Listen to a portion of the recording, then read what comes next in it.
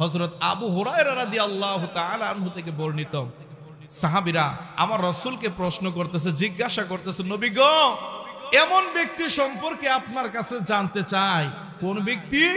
যেই ব্যক্তি সারা রাত্রি দাঁড়াইয়া দাঁড়াইয়া তাহাজ্জুদের নামাজ পড়ে।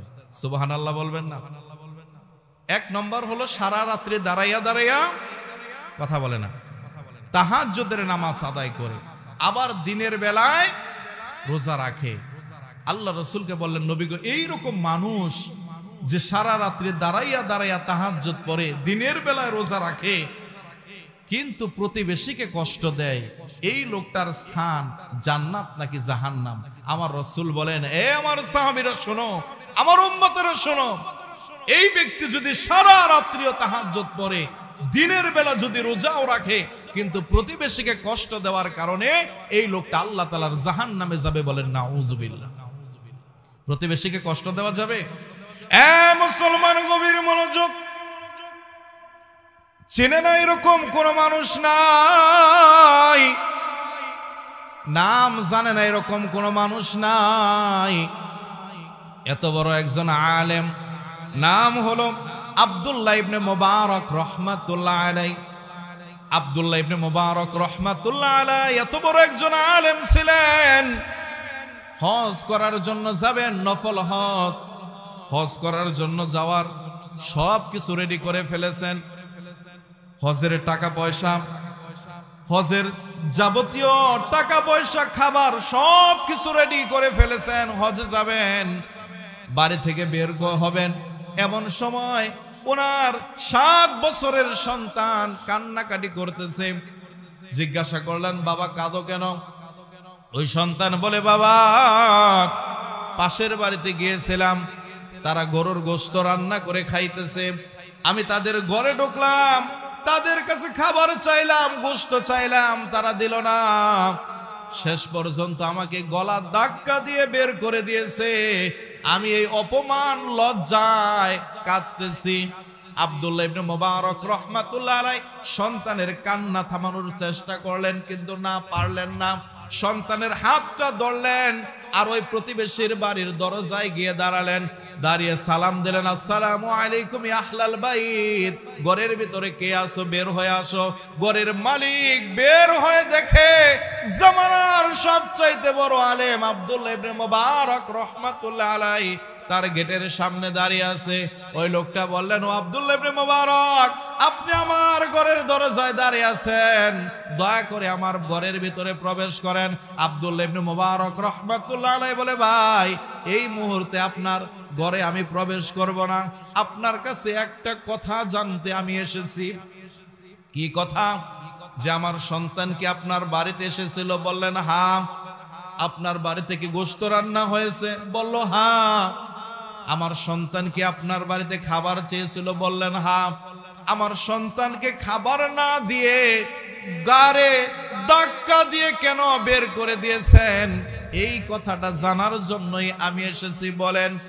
এই কথা বলার সাথে সাথে ওই বাড়ির মালিক চোখ দিয়ে পানি ছেড়ে দিয়েছেন, আর ডাক দিয়ে বলেন, ও আব্দুল্লাহ ইবনে মুবারক, শুনেন, কষ্টের কথা কার কাছে বলবো?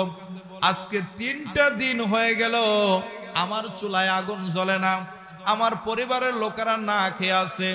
আজকে আমি যখন সকালবেলা কাজের উদ্দেশ্যে বের হলাম, সারা দিন আমি গড়লাম, একটা কাজ পেলাম না। সন্ধ্যাবেলায় যখন বাড়িতে আসতেছিলাম, আসার সময় দেখি রাস্তার পাশে একটা মরা গরু পড়ে আছে, সেইখান থেকে চামড়াটা সরাইয়া অল্প একটু গোশত এনে সিদ্ধ করে সন্তান নিয়ে খাচ্ছিলাম। এমন সময়ে আপনার সন্তান আমার বাড়ির ভিতরে প্রবেশ করে। ও আব্দুল্লাহ ইবনে মুবারক, আপনি তো এত বড় আলেম, ধনী মানুষ, আপনি তো যাকাত খান না, আপনি তো সাদকা খান না, আপনি কি এই সন্তান, আপনার সন্তান কি মৃত গরুর গোশত খাবে? এইটা কি আপনার জন্য জায়েজ হবে?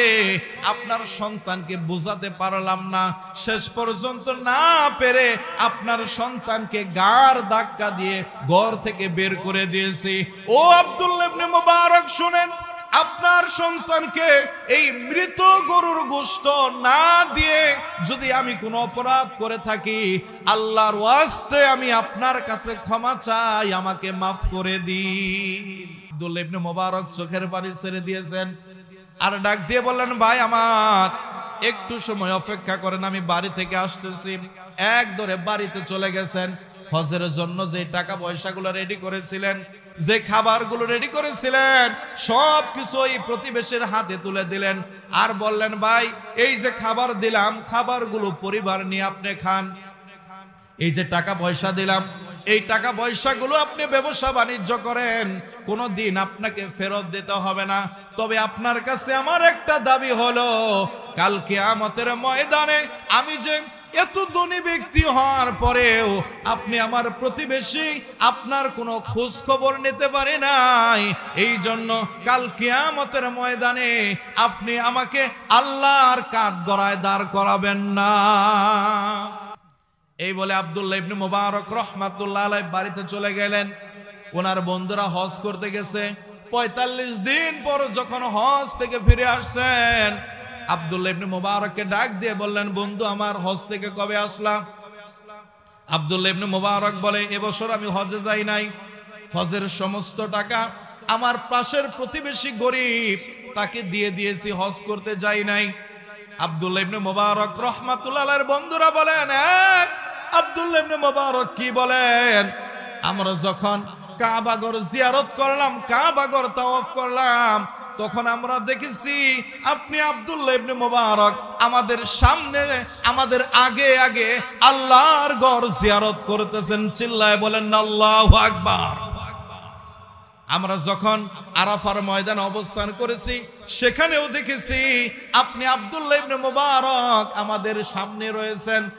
আব্দুল্লাহ ইবনে মুবারক আপনি এটা কি বলেন? আব্দুল্লাহ ইবনে মুবারক রাহমাতুল্লাহ আলাইহি অবাক হয়ে গেছে। রাত্রি বেলায় যখন ঘুমিয়ে আছে, কে যেন ডাক দিয়ে বলে, আব্দুল্লাহ ইবনে মুবারক শোনো, অবাক হওয়ার কিছু নাই, অবাক হওয়ার কিছু নাই।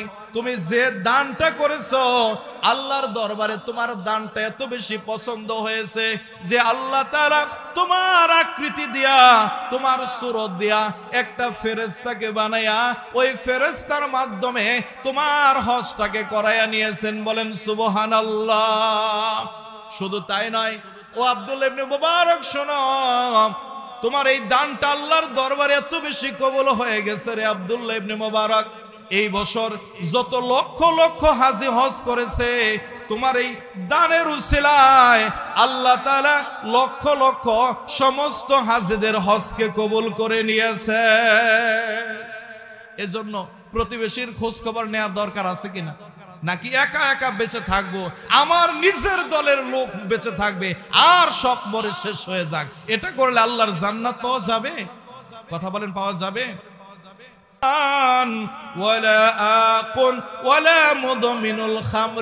আমার রাসূল বলেন, তারাও আল্লাহ তাআলার জান্নাতে যাবে না। এক নম্বর যারা দান করে খোটা দেয়, 2 নম্বর হলো মা বাবার অবাধ্য সন্তান, 3 নম্বর হলো যারা মদ পানে অভ্যস্ত। বলেন নাউযুবিল্লাহ। সম্মানিত হাজিরিন, 1 নম্বর যারা দান করে খোটা দেয়, এরকম লোক আছে কিনা? কথা বলে না, সমাজের ভিতরে নাই। আমাদের টাঙ্গাইল আছে, আপনাদের জামালপুরে মনে হয় নাই। ধনী মানুষ কি বলে জানে? যে করোনার ভিতরে যদি তোমাকে টাকা না দিতাম তাহলে তো ময়রা খের হয়ে যেত কবে। এরকম খোটা দেয়। আরে আমি দান করছি দেখে তো তুমি বাইসা আছো। আল্লাহ রাসূল বলেন, এই ধনী ব্যক্তি, তোর দান করার দরকার নাই, দান করার দরকার নাই। দান করে যদি খোটা দেশ, গরিব মানুষ, আমার অসহায় বান্দা বান্দির মনে যদি কষ্ট দেশ, তাহলে তোর স্থান হবে আমার জাহান্নাম। বলেন নাউযুবিল্লাহ। 2 নম্বর আমার রাসূল বলেন, যারা মা বাবার অবাধ্য সন্তান, তারাও আল্লাহ তাআলার জাহান্নামে যাবে। বলেন নাউযুবিল্লাহ। আমার রাসূলকে প্রশ্ন করা হলো, নবী গো, এই মা বাবা যদি খুশি থাকে তাহলে সন্তানের জন্য কি লাভ? আমার রাসূল বলেন, রিদা রাব্বি ফি রিদাল ওয়ালিদাইন।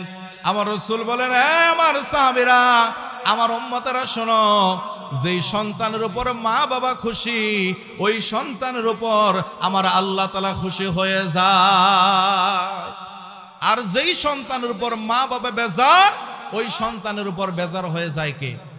আমার রাসূল বলেন, এ মুসলমান আমার উম্মতেরা শোনো, কোন সন্তান, নেককার সন্তান যদি মা বাবার দিকে মায়ার নজরে, রহমতের নজরে একটাবার মা বাবার চেহারার দিকে তাকায়, আমার রাসূল বলেন সাথে সাথে আল্লাহ রাব্বুল আলামিন ওই সন্তানের আমল নামায় একটা কবুল হজের নেকি দান করে।